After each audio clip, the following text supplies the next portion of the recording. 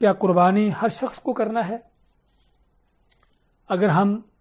علماء کے اس قول کو بھی لیتے ہیں جنہوں نے کہا ہے کہ قربانی واجب ہے، تو کیا انہوں نے بھی ہر شخص پر واجب قرار دی ہے؟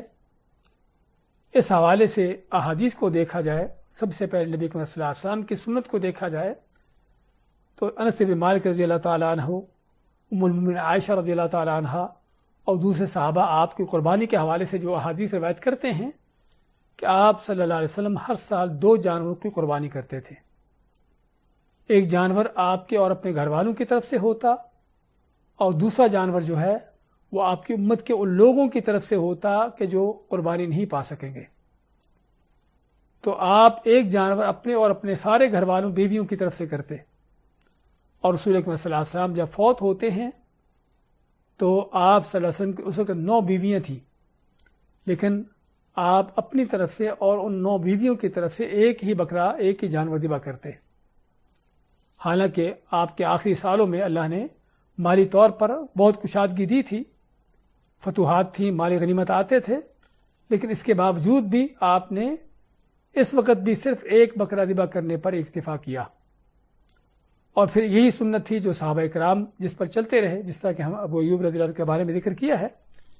کہ ان سے جب پوچھا گیا قربانی کے بارے میں تو انہوں نے فرمایا کہ ہم ایک بکرا جو ہے، ایک جانور جو ہے سارے گھر والوں کی طرف سے کیا کرتے تھے۔ اس طرح حذیفہ غفاری رضی اللہ عنہ کی حدیث ہے جسے ابن ماجہ نے روایت کیا اور صحیح حدیث ہے، فرماتے ہیں کہ ہم رسول اکرم صلی اللہ علیہ وسلم کے زمانے میں اور ان کے بعد بھی پورے گھر والوں کی طرف سے ایک جانور ذبح کرتے تھے، یعنی بعض اوقات کو 2 کر لیتا اور اکثر اوقات ایک ہی کرتے تھے۔ تو اس سے معلوم کیا ہوا کہ ہر گھر کی طرف سے ایک قربانی ہے، لیکن گھر کا مفہوم کیا ہے، گھر کا معنی کیا ہے؟ گھر کا معنی یہ کہ جہاں پر کچھ لوگ رہتے ہوں جن کا کھانا پینا ایک ہی جگہ پر ہو تو وہ سارے ایک ہی گھر سمجھے جاتے ہیں، چاہے مختلف بھائی ہوں، شادی شدہ بھی کیوں نہ ہوں، لیکن ان سبھی کا کھانا پینا ایک ہی جگہ پر ہے، مل جل کر ہے، تو وہ سبھی جوائنٹ فیملی ایک ہی گھر سمجھا جائے گا۔ لیکن فرض کرو ایک ہی گھر کے اندر بعض اوقات ایک سے زیادہ فیملی ہوتی ہے اور ہر فیملی الگ الگ ہے، ہر بھائی الگ الگ ان کا کھانا پینا ہے، الگ الگ ان کے معاملات ہیں، تو پھر وہ ہر بھائی کا یعنی اس کی فیملی جو ہے وہ الگ سے گھر سمجھا جائے گا، وہ سبھی ایک گھر نہیں ہوگا۔ تو گھر کا مفہوم کیا ہے کہ جو ایک ہی ساتھ لوگ رہنے والے ہیں، جن کا ایک ہی جگہ پر کھانا پینا ہے۔ علماء نے جو اصل معیار قرار دیا ہے وہ کھانے پینے کو قرار دیا ہے، چاہے رہنے کو ایک ساتھ رہتے بھی ہوں گے لیکن ان سبھی کا کھانا پینا جب ایک ساتھ ہے تو ایک گھر شمار ہوگا، لیکن اگر الگ الگ ہے تو پھر وہ الگ الگ گھر شمار ہوں گے اور ان کو الگ الگ طور پر قربانی کرنا چاہیے اگر ان کے پاس استطاعت ہے۔ لیکن اگر ہر گھر کا ہر فرد قربانی کرنا چاہے تو کیا یہ بھی سنت ہے یا نہیں ہے؟ بعض اوقات نیکی کے جذبے میں لوگ چاہتے ہیں کہ اللہ نے ہمیں مال دیا ہے، مالی طور پر کشادگی ہے، ہم گھر کے 10 افراد ہیں اور ہم ہر فرد اپنی اپنی طرف سے الگ الگ قربانی کرے گا، چاہے ہم ایک جگہ پر رہتے ہیں، ایک جگہ پر ہمارا کھانا پینا ہے، لیکن پھر بھی ہم چاہیں گے کہ ہماری ہر ایک کی قربانی الگ سے ہو۔ اس بارے میں شیخ ابن عثیمین رحمۃ اللہ علیہ فرماتے ہیں کہ ہمیں نبی اکرم صلی اللہ علیہ وسلم کی سنت کو دیکھنا چاہیے کہ آپ کا عمل کیا تھا۔ ہم نے ابھی ذکر کیا ہے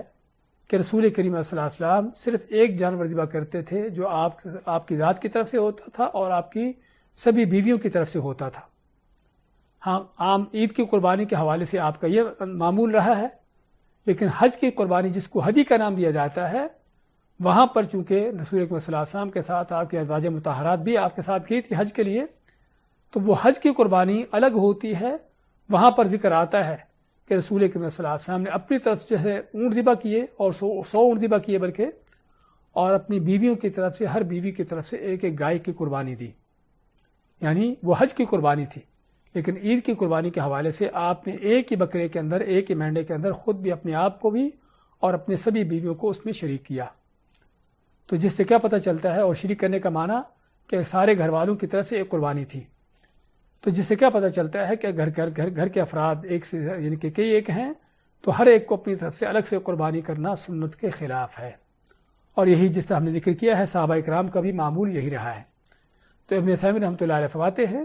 کہ اگر کسی کو نیکی کرنا ہی ہے تو قربانی کرے، پورے گھر کی طرف سے قربانی کر لے جس طرح کہ آپ کی سنت ہے، اور باقی فرض کرو گھر کے 10 افراد ہیں باقی 9 قربانیوں کا پیسہ جو ہے غریبوں فقیروں میں دے دو، کسی اور ایسی ضرورت کی جگہ پر دے دو جہاں پر مسلمانوں کی زیادہ ضرورت ہو، کیونکہ قربانی کا جو آپ نے مقصد تھا پورا کر دیا۔ اب باقی جو ہر فرد کی طرف سے قربانی کرنا نہ تو سنت ہے اور نہ ہی اس کی ضرورت ہے، تو اس لیے باقی جو ہے ایسے لوگوں کو مال دے دو کہ جو اس کے ضرورت مند ہوں، یا فرض کرو کہ جن کے پاس قربانی کا جانور نہیں پا سکتے، غریب فقیر ہے، ان کو دے دو، یا آپ اس سے قربانی کا جانور خرید کر قربانی کر لو، یہ بھی کر سکتے ہیں۔